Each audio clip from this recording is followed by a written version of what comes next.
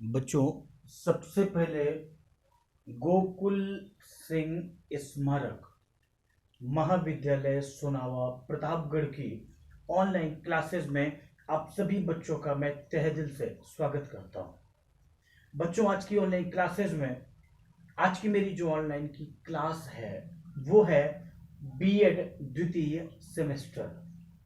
BEd second semester के जो भी बच्चे हैं वो ध्यान देंगे। उनका जो सब्जेक्ट है आज की ऑनलाइन क्लासेस में वो है बच्चों इन्वायरमेंटल स्टडीज, पर्यावरणीय शिक्षा। इस विषय के अंतर्गत, पर्यावरणीय शिक्षा नामक विषय के अंतर्गत आज की मेरी ऑनलाइन क्लासेस की जो टॉपिक है, जो प्रकरण है, वो है बच्चों पर्यावरण के प्रकार, यानी टाइप्स ऑफ इन्वायरमेंट। आप देख रहे होंगे आपके सामने बहुत सारे चार्ट बने हुए हैं। मैं आपको बता दूं, मैंने एक डायग्राम बनाया है, आप देख रहे होंगे। मैं आपको बता दूं बच्चों कि पर्यावरण में वे सभी वस्तुएं शामिल हैं जो यद्यपि हमसे तो अलग हैं, फिर भी हमारे जीवन या हमारी गतिविधियों को किसी न किसी रूप में वो प्रभावित करती है। इसमें वर्तमान में घटित होने वाली किसी घटना के सभी प्रभाव व परिस्थितियां भी सम्मिलित होती हैं, जो किसी घटना के घटित होने पर वो वर्तमान में होती हैं। इसलिए हम ये कह सकते हैं कि ये एक बाहरी शक्ति है, ये एक बाह्य शक्ति है जो हमें प्रभावित करती है। यानी मैं एक बात बता दूं आपको कि पर्यावरण, याद रखिएगा, पर्यावरण कोई सरल नहीं है। पर्यावरण कोई सरल नहीं है, बल्कि एक जटिल घटना या वस्तु है जिसके कई रूप होते हैं। जैसे मैंने आपको लिखा है बच्चों, ध्यान दीजिएगा, टाइप्स ऑफ पर्यावरण। पर्यावरण के प्रकार में आप देख रहे होंगे कि पर्यावरण के प्रकार को मैंने दो पार्ट में बांटा है। एक है प्राकृतिक पर्यावरण, ठीक है बच्चों, और दूसरा है मानव निर्मित पर्यावरण। याद रखिएगा, प्राकृतिक पर्यावरण के भी दो पॉइंट हैं। प्राकृतिक पर्यावरण के भी अंतर्गत दो पर्यावरण आते हैं, पहला भौतिक पर्यावरण और दूसरा प्राणी शास्त्रीय पर्यावरण। और मानव निर्मित पर्यावरण के अंतर्गत तीन पॉइंट आते हैं, तीन पर्यावरण आते हैं। जैसे पहला है सामाजिक पर्यावरण, दूसरा सांस्कृतिक पर्यावरण और तीसरा परासामाजिक पर्यावरण। याद रखिएगा बच्चों आप सभी कि पर्यावरण के प्रकार को हम दो पार्ट में बांटे हैं। पर्यावरण का जो प्रकार है वो दो भागों में है। पहला है प्राकृतिक पर्यावरण, जिसके अंतर्गत दो पर्यावरण है, भौतिक पर्यावरण और प्राणी शास्त्रीय पर्यावरण। और दूसरा प्रकार है पर्यावरण का बच्चों मानव निर्मित पर्यावरण। मानव निर्मित पर्यावरण के अंतर्गत आप देख रहे हो तीन पॉइंट मेरे सामने, तीन पर्यावरण मानव निर्मित पर्यावरण में शामिल होते हैं। पहला है सामाजिक पर्यावरण, दूसरा है सांस्कृतिक पर्यावरण और तीसरा है बच्चों परासामाजिक पर्यावरण। मैं आपको बता दूं बच्चों, भौतिक पर्यावरण में मैं आपको लिए चल रहा हूं। इसके बाद मैं आपको बता दूं बच्चों, भौतिक पर्यावरण में भी बहुत सारे चीजें आपके सामने लिखी हुई हैं। याद रखिएगा, भौतिक पर्यावरण के भी अंतर्गत बहुत सारी चीजें हैं और प्राणी शास्त्रीय पर्यावरण के भी अंतर्गत कुछ चीजें ऐसी जो आपको पढ़नी पड़ेंगी। जैसे भौतिक पर्यावरण के बारे में अगर कोई आपसे पूछ ले कि भौतिक पर्यावरण में क्या क्या आते हैं, तो आपको याद रखना होगा कि भौतिक पर्यावरण में पहला है क्षेत्रीय संबंध, ये आते हैं। दूसरा मिट्टियां आती हैं, मिट्टी आप लोग देखे होंगे भाई, मिट्टी तो खा करके हम लोग बड़े हुए हैं। तीसरा है जलवायु, क्लाइमेट। चौथा है खनिज पदार्थ और पांचवा है जल राशियां।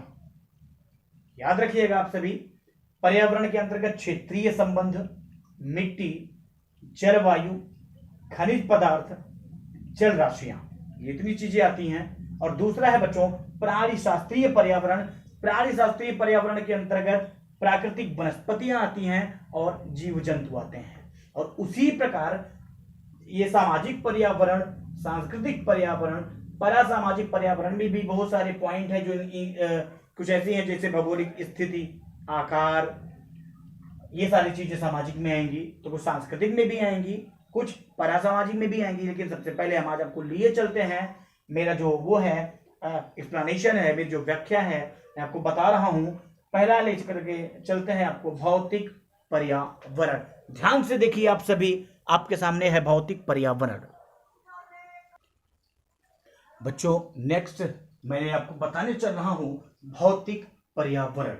याद रखिएगा बच्चों आप सभी, भौतिक तत्वों के अंतर्गत स्थान, स्थल, रूप, जलीय भाग, जलवायु, मृदा, शैल, खनिज तथा मानव निवास आदि आते हैं। और जैविक तत्वों में याद रखिएगा, प्राणी शास्त्रीय पर्यावरण में जैविक तत्वों में पौधे, जंतु, सूक्ष्म जीव तथा मानव भी जीव प्राणी शास्त्रीय में है, जैविक पदार्थों में है, जैविक तत्वों में है, मानव भी शामिल है। सांस्कृतिक तत्वों के अंतर्गत आर्थिक, सामाजिक, राजनैतिक एवं सांस्कृतिक वातावरण सम्मिलित है। आइए मैं आपको लिए चल रहा हूं सबसे पहले बच्चों प्राकृतिक पर्यावरण। आपके सामने लिखा हुआ है सबसे पहले प्राकृतिक पर्यावरण। मैं आपको बता दूं बच्चों, प्राकृतिक पर्यावरण के अंतर्गत पार्थिव तत्व होते हैं जिनके जन्म में मनुष्य का हाथ नहीं होता है।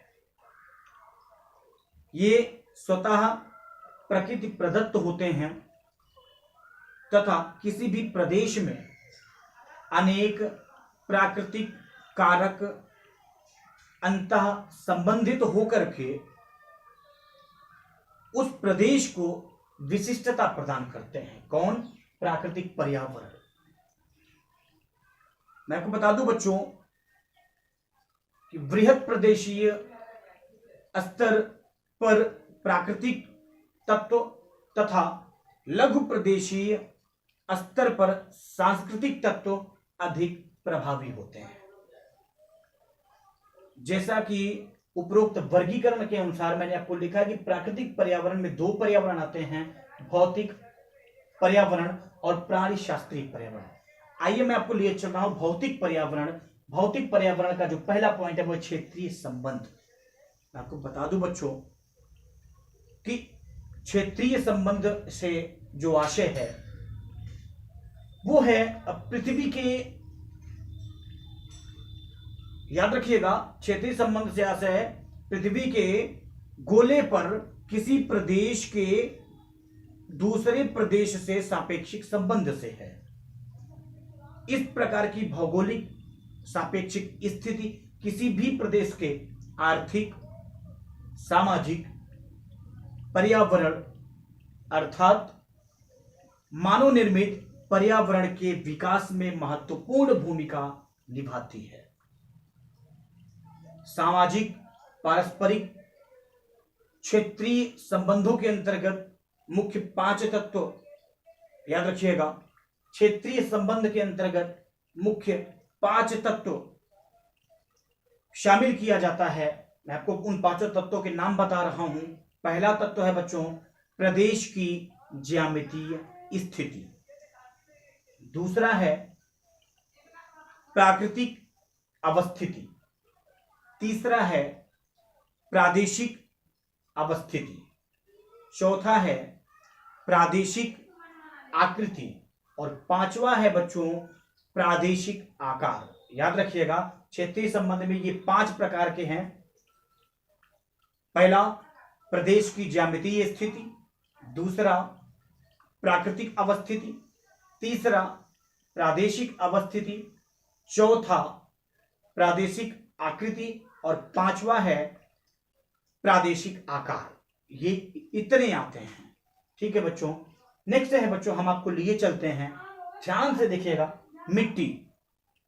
बच्चों ये तो हम आपको क्षेत्रीय संबंध के बारे में बता रहे थे। बच्चों आप सभी लोग ध्यान से सुनिएगा।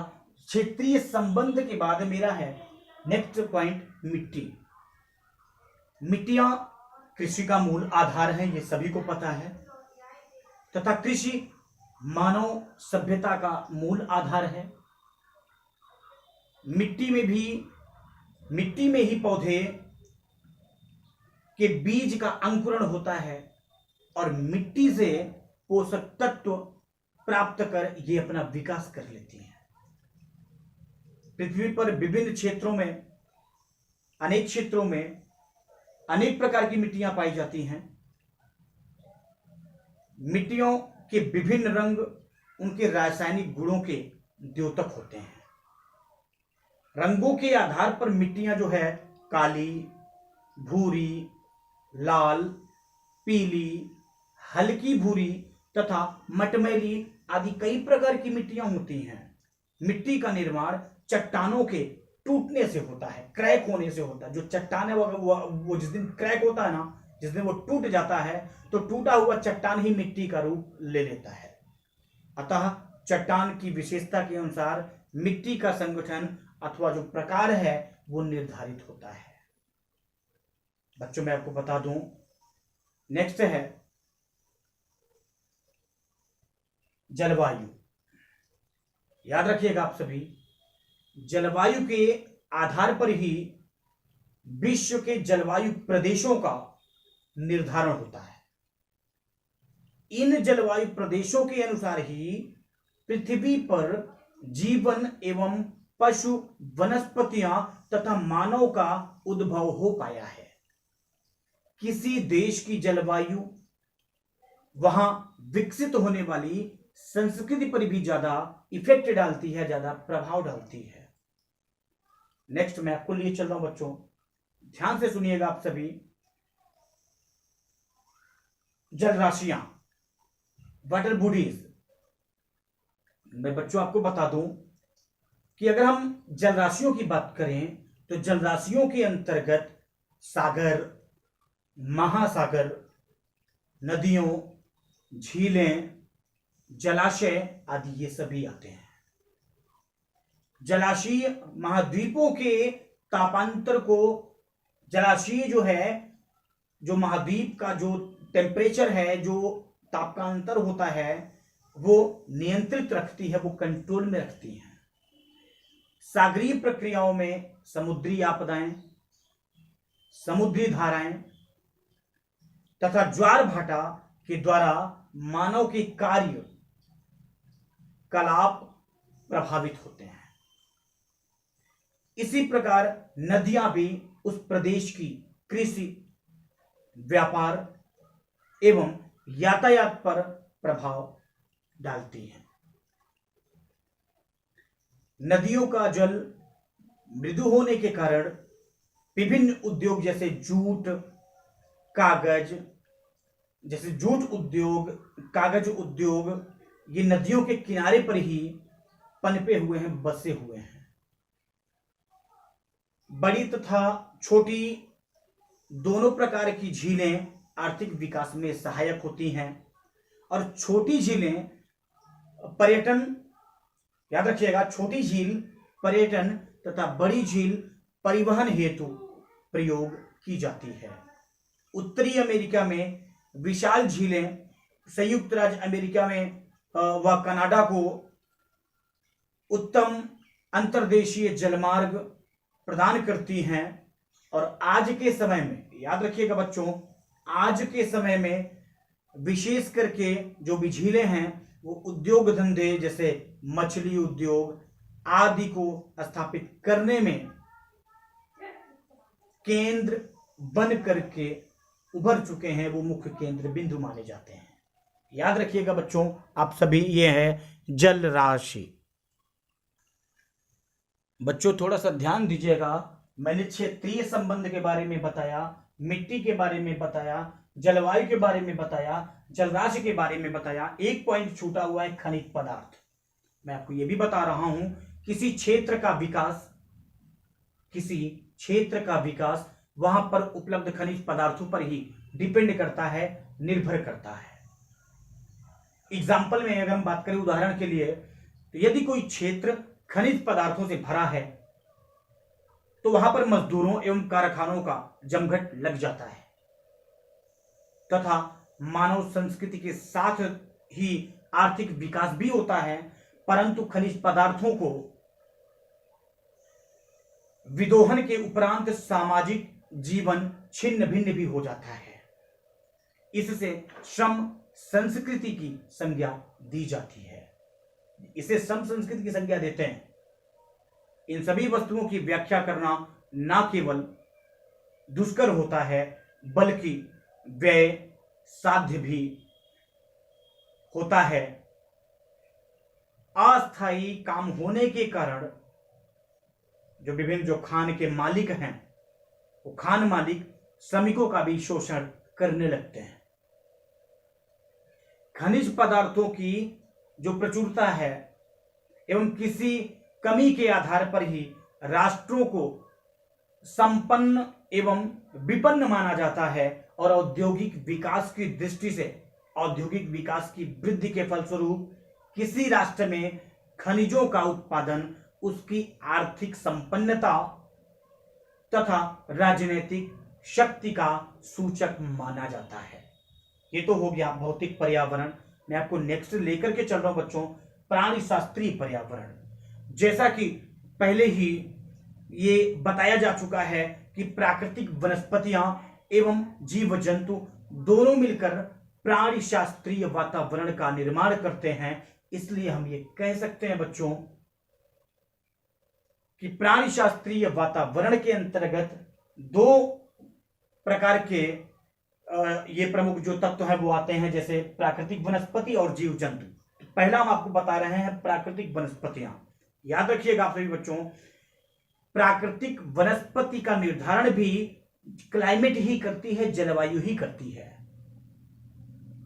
किसी प्रदेश की वनस्पति उसकी परिस्थितियां विशेष का निर्धारण करके मानव के आर्थिक और सामाजिक तथा राजनीतिक विकास को प्रभावित करती है। प्राकृतिक वनस्पति, मैं आपको बता दूं, याद रखिएगा, प्राकृतिक वनस्पतियां वास्तव में स्वतः उगने वाले पेड़ पौधे, घास, झाड़ियां तथा समुद्री पौधे होते हैं और ये वनस्पतियां पशु एवं जंतुओं को भोजन प्रदान करती हैं, मृदा अपरदन रोकते हैं तथा विभिन्न उद्योग धंधों का वो भी आधार प्रदान करते हैं। वनों से, जंगलों से इमारती लकड़ियां, नकली रेशम, विभिन्न प्रकार की औषधियां यानी दवाइयां पशु एवं जंतुओं को भोजन प्रदान करते हैं। वनों से, मैं आपको बता दूं, और मृदा अपरदन ये रोकते हैं तथा जो विभिन्न उद्योगों को जो आधार है ना, वो यही लोग प्रदान करते हैं, प्राकृतिक वनस्पतियां ही प्रदान करती हैं। मैं आपको बता दूं, वनों से इमारती लकड़ियां, नकली रेशम, औषधियां तथा विभिन्न प्रकार के जो फल होते हैं वो आपको मिलते हैं, प्राप्त होते हैं। इसलिए हम ये कह सकते हैं कि प्राकृतिक वनस्पति मानव जीवन का आधार है। इनके बिना मानव जीवन की कल्पना करना असंभव है। नेक्स्ट है दूसरा, प्राणी शास्त्रीय पर्यावरण के अंतर्गत दूसरा पॉइंट है जीव जंतु। विभिन्न जीव जंतु मानव जीवन को प्रभावित करते हैं तथा आर्थिक विकास में भी अपना योगदान देते हैं। विभिन्न पशुओं का प्रयोग परिवहन, उद्योग, कृषि, वस्त्र, भोजन में किया जाता है। जलीय जंतु जैसे मछली आदि से पौष्टिक भोजन भी मिलता है। विभिन्न जानवरों की खाल तथा हड्डियों से औषधियां, वस्त्र, ऊन आदि भी प्राप्त किए जाते हैं। संक्षेप में हम ये कह सकते हैं कि प्राणी शास्त्रीय वातावरण जीव जंतु तथा विभिन्न प्राकृतिक वनस्पतियों के समूहों के द्वारा निर्मित होता है। वातावरण में मानव जीव जंतुओं पर प्राकृतिक वनस्पतियों का प्रयोग अपने जीवन को समृद्ध बनाने हेतु सदियों से करता चला आया है। किसी देश या प्रदेश की संस्कृति भी यहां पर पाए जाने वाले जीवों, प्राकृतिक वनस्पतियां तथा संसाधनों पर निर्भर करती हैं।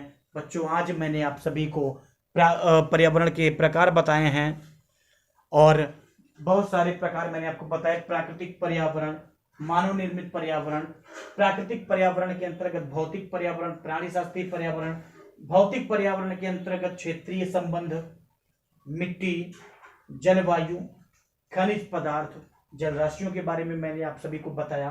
दूसरा प्राणी शास्त्रीय पर्यावरण, अभी भी मैंने आपको प्राणी शास्त्रीय पर्यावरण के अंतर्गत 2 पॉइंट बताए। पहला प्राकृतिक वनस्पति, दूसरा जीव जंतु। इसी तरीके से अगले टर्म में मेरा जब क्लास होगी ऑनलाइन की, याद रखिएगा, तो दूसरा मैं आपको बताऊंगा मानव निर्मित पर्यावरण, जिसके अंतर्गत आपको 3 पर्यावरण पढ़ने होंगे: सामाजिक पर्यावरण, सांस्कृतिक पर्यावरण और परासामाजिक पर्यावरण। याद रखिएगा, सामाजिक पर्यावरण के ही अंतर्गत बच्चों भौगोलिक स्थितियां, व्यवहारिक परेशानियां, प्रवास, ये सभी आपको हम पढ़ाएंगे। लेकिन आज के लिए बच्चों इतना ही, तो तक दीजिए इजाजत। नमस्ते। बच्चों, ये सभी आप सभी उतार लेंगे ध्यान से।